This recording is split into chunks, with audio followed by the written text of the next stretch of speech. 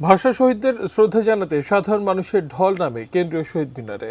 আন্তর্জাতিক মাতৃভাষা ও শহীদ দিবসের প্রথম প্রহর থেকে শ্রদ্ধা জানিয়েছে বিভিন্ন রাজনৈতিক, সামাজিক ও সাংস্কৃতিক সংগঠন। রাজনৈতিক দলগুলোর পক্ষ থেকেও আলাদা করে শ্রদ্ধা জানানো হয় ভাষা শহীদদের প্রতি।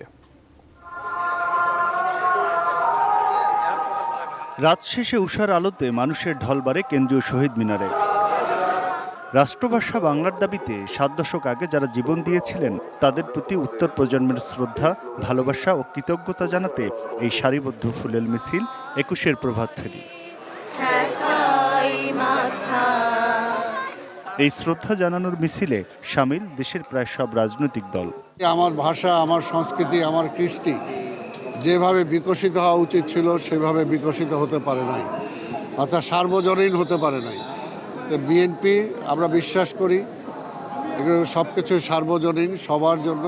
নতুন বাংলাদেশের স্বপ্ন বাস্তবায়নে দুর্নীতি ও ধর্মান্ধতা প্রতিরোধ করে ২১-এর চেতনা প্রতিষ্ঠার দাবি জানান কেউ কেউ। স্বাধীনতা এত বছর পরেও এই ভাষা আমাদের শক্তির, সাহসের মর্যাদা সঙ্গে দাঁড়িয়ে থাকবে, আমাদের মুক্তিযুদ্ধের মান, সম্মান, গৌরব অক্ষুণ্ণ রাখবে। বাংলাদেশের সকল মানুষের অধিকার, সমান অধিকার পরিপন্থী যত শক্তি আছে সেটাকে প্রতিহত করা হচ্ছে ২১-এর চেতনার মূল বিষয়। দীর্ঘদিন পরে বিএনপি সরকার গঠন করায় শহীদ মিনারের শ্রদ্ধার সারিতেও তাদের উপস্থিতি ছিল লক্ষণীয়। দলটির বিভিন্ন অঙ্গ সংগঠনও আলাদা করে এই শ্রদ্ধা জানায়।